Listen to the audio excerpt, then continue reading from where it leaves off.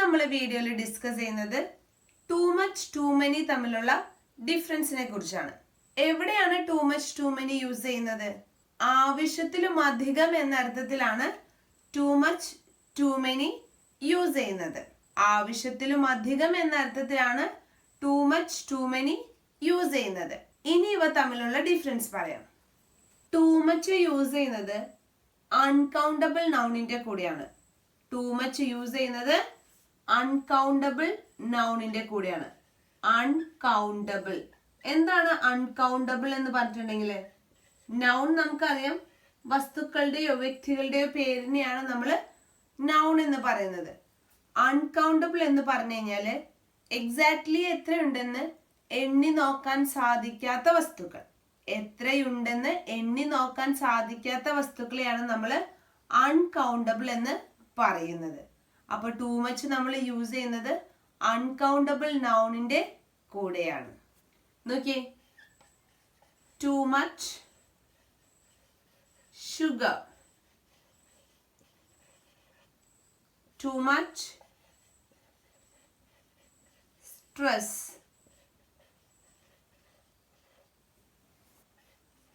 Too much coffee.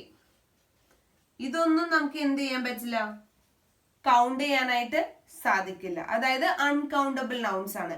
ഇതിന്റെ ഒപ്പമാണ് നമ്മൾ എന്ത് യൂസ് ചെയ്തിരിക്കുന്നത്? ടു മച്ച് യൂസ് ചെയ്തിരിക്കുന്നത്.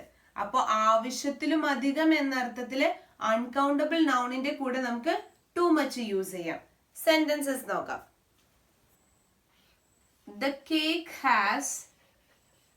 The cake has too much sugar. The cake has too much sugar. ആ കേക്കിന് എന്തുണ്ട്? ആവശ്യത്തിലും അധികം മധുരമുണ്ട്. The cake has too much sugar അല്ലെ? അതുകൊണ്ടാണ് ടു മച്ച്. കണ്ടോ, ആവശ്യത്തിലും അധികം. ഷുഗർ ഒരു അൺകൗണ്ടബിൾ നൗൺ ആണ്, അതുകൊണ്ട് നമ്മൾ ടു മച്ച് യൂസ് ചെയ്തു. അടുത്ത സെന്റൻസ് നോക്കാം. I drank too much tea. I drank too much tea. ഞാൻ ആവശ്യത്തിലും അധികം ചായ കുടിച്ചിട്ടുണ്ട് അല്ലെ? I drank too much tea. I am feeling too much stress. Too much stress. I am feeling too much stress. എനിക്ക് വല്ലാതെ എന്ത് ചെയ്യുന്നുണ്ട്? Stress feel ചെയ്യുന്നുണ്ട്. അപ്പൊ അതൊരുപാടാണെന്നുള്ള ഒരു ക്വാണ്ടിറ്റി കാണിക്കാനാണ് ഇവിടെ ടു മച്ച് യൂസ് ചെയ്തിരിക്കുന്നത്. ഇവിടെ പറഞ്ഞിരിക്കുന്ന നൗൺ എല്ലാം എന്ത് തന്നെയാണ്? അൺകൗണ്ടബിൾ ആണ്. നമുക്ക് കറക്റ്റ് ആയിട്ട് എണ്ണി നോക്കാൻ സാധിക്കാത്ത നൗൺസ് ആണ്. ഇതിന്റെ മുന്നിലാണ് നമ്മൾ ടു മച്ച് യൂസ് ചെയ്തിരിക്കുന്നത്. അടുത്തത് നമുക്ക് ടു മെനി നോക്കാം. നേരത്തെ പറഞ്ഞതുപോലെ ടു മച്ച് ആണെങ്കിലും ടു മെനി ആണെങ്കിലും ആവശ്യത്തിലധികം എന്ന അർത്ഥത്തിലാണ് നമ്മൾ യൂസ് ചെയ്യുന്നത്. ടു മച്ച് അൺകൗണ്ടബിൾ നൗണിന്റെ കൂടെ ആണെങ്കിൽ ടു മെനി നമ്മൾ കൗണ്ടബിൾ നൗൺസിന്റെ കൂടെയാണ് യൂസ് ചെയ്യുന്നത്. കൗണ്ടബിൾ നൗൺസ് എന്താണ്? കൗണ്ടബിൾ നൗൺസ് എന്ന് പറഞ്ഞു കഴിഞ്ഞാല് എണ്ണി നോക്കാൻ സാധിക്കുന്ന വസ്തുക്കൾ. എക്സാക്ട്ലി എത്രയുണ്ടെന്ന് നമുക്ക് എണ്ണി നോക്കാൻ സാധിക്കുന്ന വസ്തുക്കളെയാണ് നമ്മൾ കൗണ്ടബിൾ നൗൺസ് എന്ന് പറയുന്നത്. ഇത്തരം നൗൺസിന്റെ മുന്നിലാണ് നമ്മൾ ടു മെനി യൂസ് ചെയ്യുന്നത്. Too many books, too many clothes, too many people. Too many books, too many clothes, too many people. ഇതെല്ലാം നമുക്ക് എന്ത് ചെയ്യാൻ പറ്റും? കൗണ്ട് ചെയ്ത് നോക്കാൻ സാധിക്കും. ഇത്തരം നൗൺസിന്റെ മുന്നിലാണ് നമ്മൾ ടു മെനി യൂസ് ചെയ്തിരിക്കുന്നത്. സെന്റൻസസ് നോക്കാം. I have too many books to read. I have too many books to read. എനിക്ക് ഒരുപാട് ബുക്സ്, അതല്ലെങ്കിൽ ആവശ്യത്തിലും അധികം ബുക്സ് ഉണ്ട് വായിക്കാനായിട്ട്. I have too many books to read. There are too many vehicles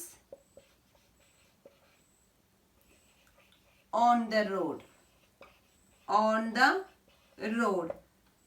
റോഡിൽ എന്തുണ്ട്? ആവശ്യത്തിലധികം വണ്ടികളുണ്ട്.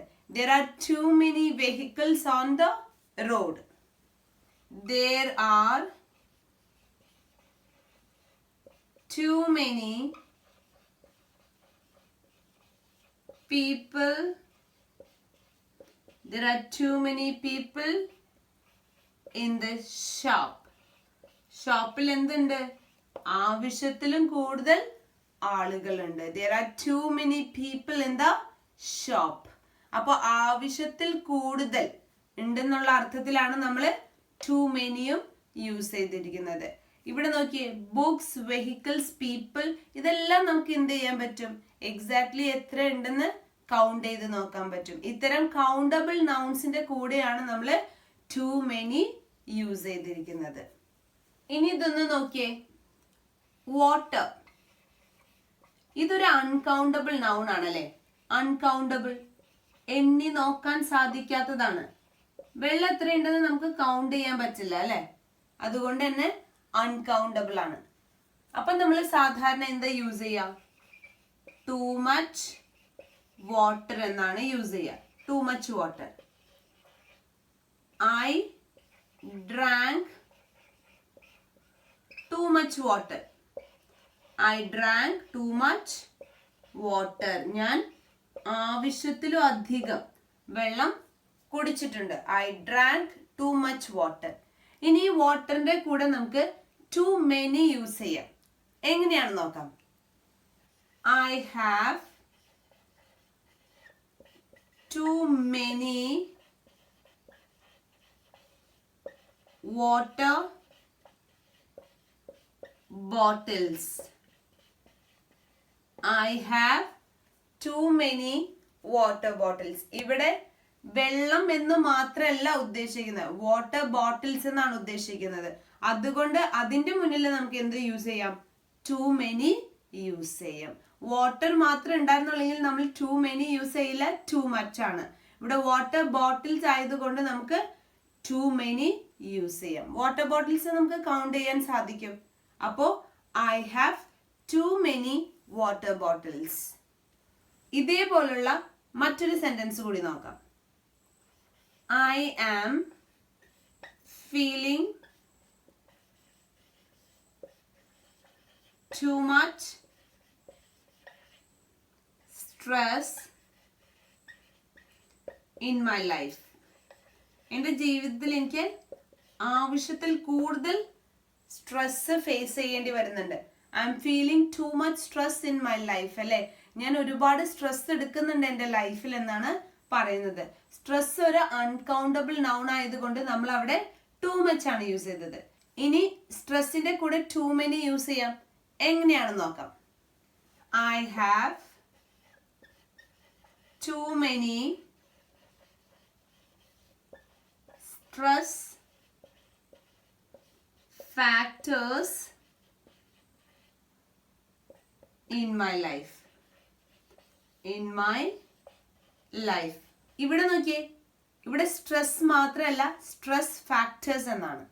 ഈ ഫാക്ടേഴ്സ് നമുക്ക് കൗണ്ട് ചെയ്യാനായിട്ട് സാധിക്കും. അതുകൊണ്ട് തന്നെ ടു മെനി.